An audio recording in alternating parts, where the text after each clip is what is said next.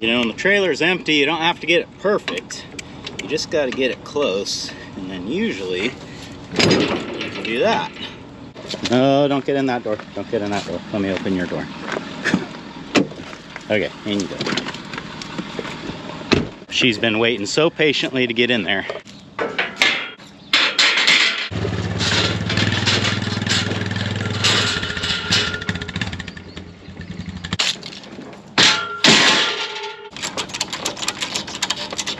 Not going far, but I don't want that thing rolling off the back anyway.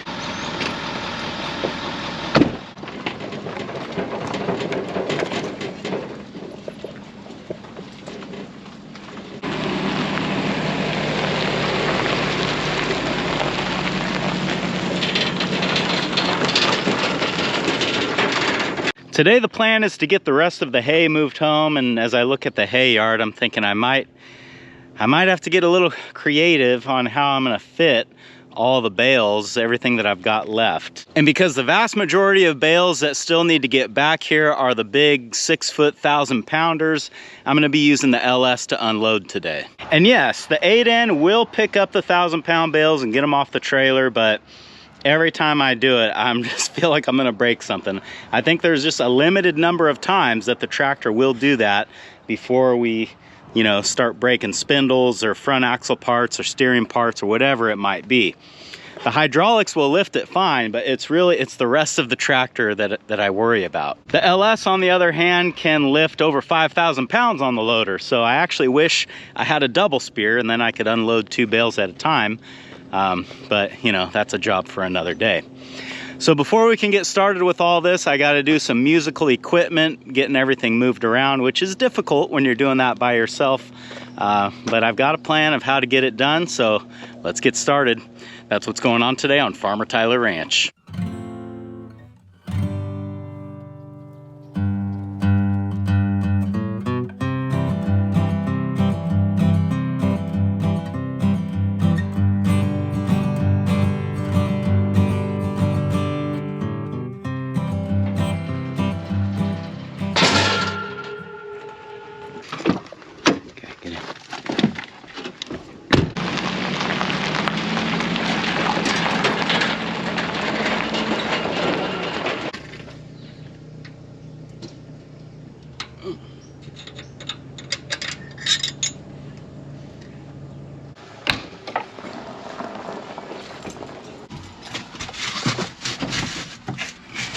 The other day I took the loader off of the LS just for increased visibility while I was mowing. Now I'm kind of wishing I would have just left it on, because now I got to put it back on so that we can unload bales with this thing.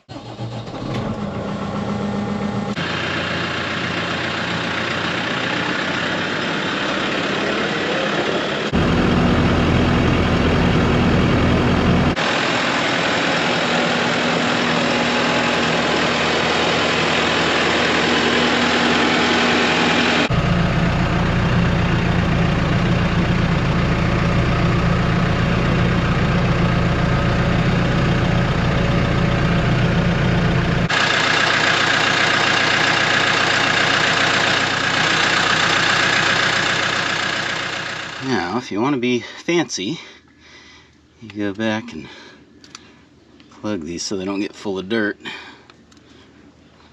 They probably won't stay on there, but you know, we tried.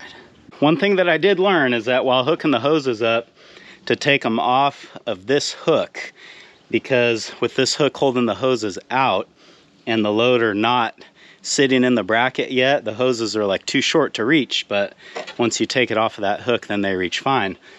When this assembly drops down into the bracket where it will be once we pin it in, then we can just put this back on the hook and it'll be fine. But for hooking up the hoses, got to remember that. So the rest of this I should be able to do with the hydraulics. The first thing I'll do is tip the bucket down, which will in turn push the arms back and down, I think.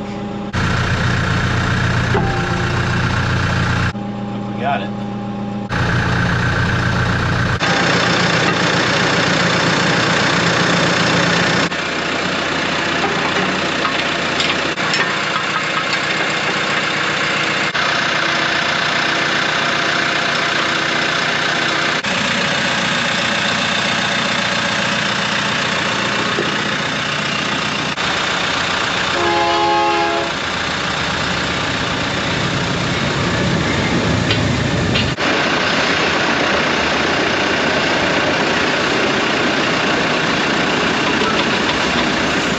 Well, I got a little problem. This is kind of what happens when you make all of your implements.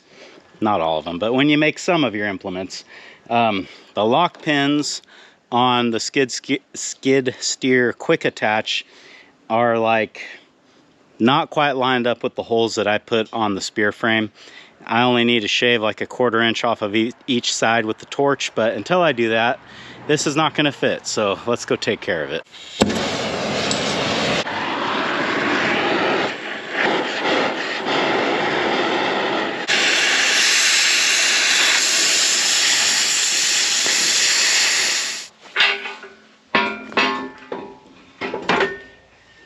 Okay.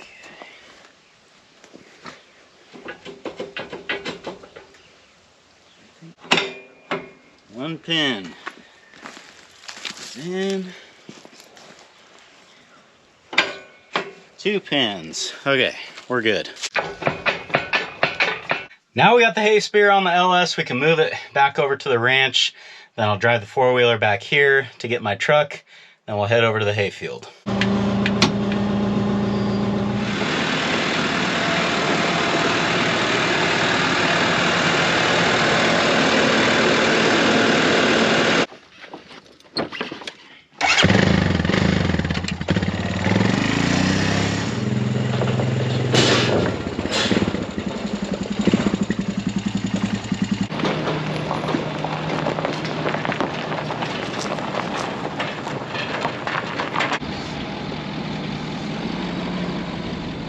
I'm just rolling into the hay field here, and the last time I was out here loading bales, I had the foresight to go ahead and arrange whatever was left into load size piles. So I can clearly see that I've only got 3 loads to do out here, and you know, hopefully we can get that done today. The bad thing about this is because I'm using the spear on the LS that I would usually use on my dad's tractor, I don't have a spear for it now. So I do have some pallet forks that I'm thinking I can get this done with.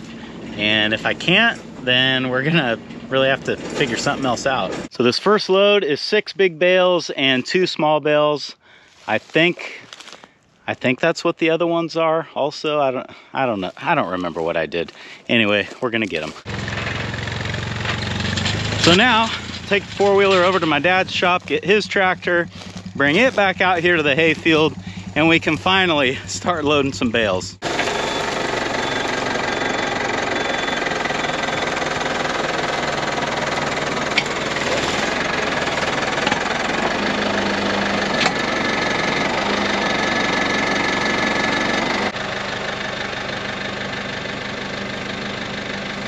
This is gonna be a struggle, but it's doable. So I'll just catch up with you guys when I get this loaded. I think this is gonna take a while.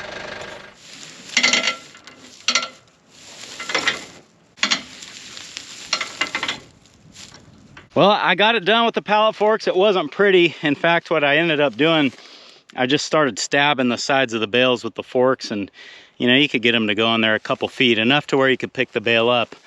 And it did work. So we got them on there. Let's get them moved home.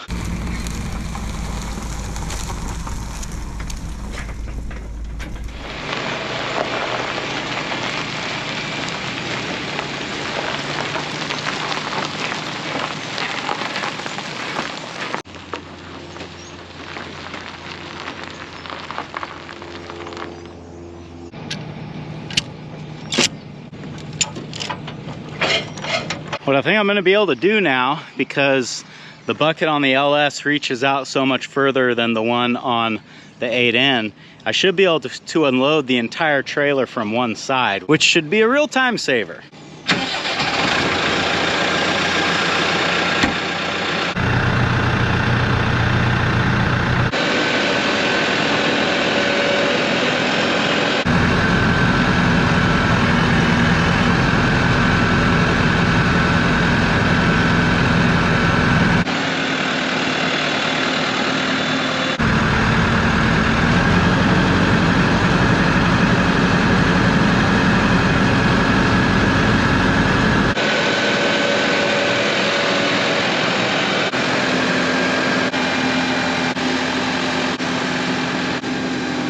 camera's overheated, so I don't know where that cut out. You guys might have seen a lot of what I did, or you might not have hardly seen any of it, but wow. All I can say is, wow, it's so much faster with this tractor. I mean, it does not even feel it when you pick up those 1,000-pound bales, which is kind of weird because I'm used to the 8N where when you pick those up, it like squats the front end. Let's go get the next load. We got 7 big bales on this load, which means that we'll have 6 on the bottom like always, and then I'll have to put one of those up on the top, and we'll kind of have to check that out once it's up there and make sure it's safe to go down the road. I'm not thinking I've ever done that before, but it should be fine. We'll get it up there and see.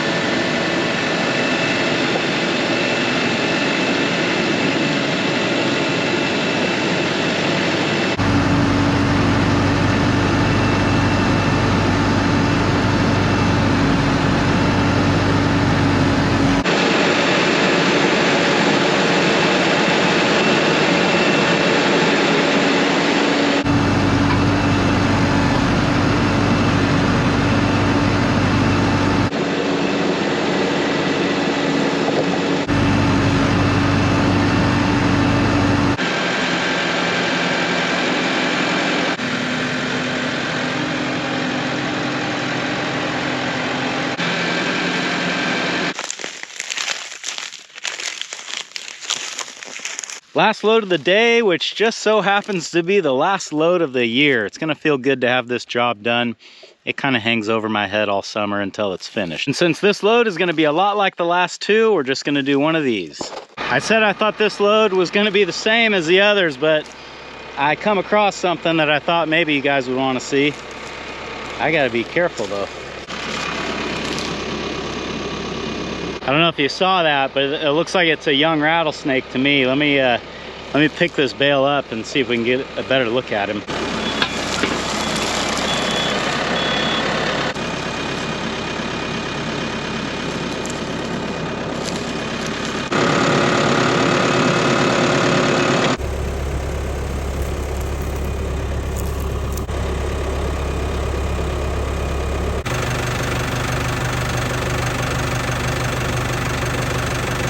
I'm not into snakes, so I'm gonna stay on the tractor until I'm done.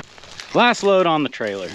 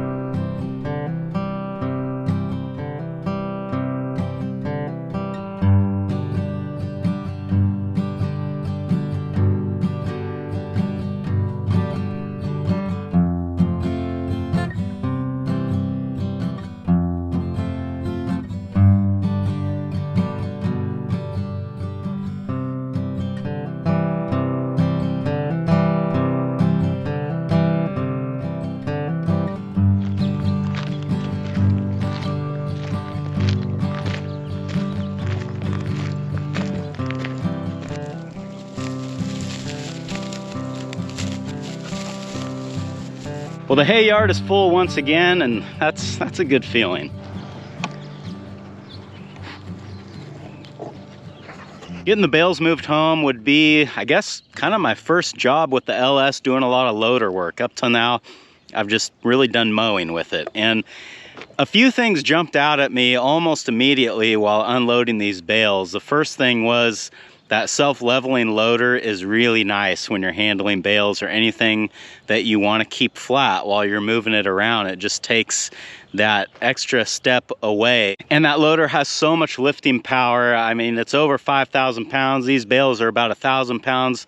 So we're nowhere near the capacity of that thing. In fact, what I kind of wish I had would be like a double spear that I could pick up 2 bales at once, and even then we wouldn't be at half of what the capacity is. I guess what it really comes down to is just everything just felt so effortless and smooth. And like I was telling my wife this morning, it's like I knew it was gonna be better, but you just don't really appreciate how much better it's gonna be until you actually do it. Seems like pretty much every job that I do is a stepping stone to achieve a larger goal, and this job was no different. Now that the bales are moved off of the hayfield, I gotta get the mower out there, mow all those weeds down so I can start working the ground up and get everything ready to plant, because it is early October as I'm filming this, and that means that probably gonna be planting that field in 1, maybe 2 months. But that's gonna do it for this one. Thanks for hanging out with me today, guys, and I hope I'll see you again on Farmer Tyler Ranch. What's she doing up there?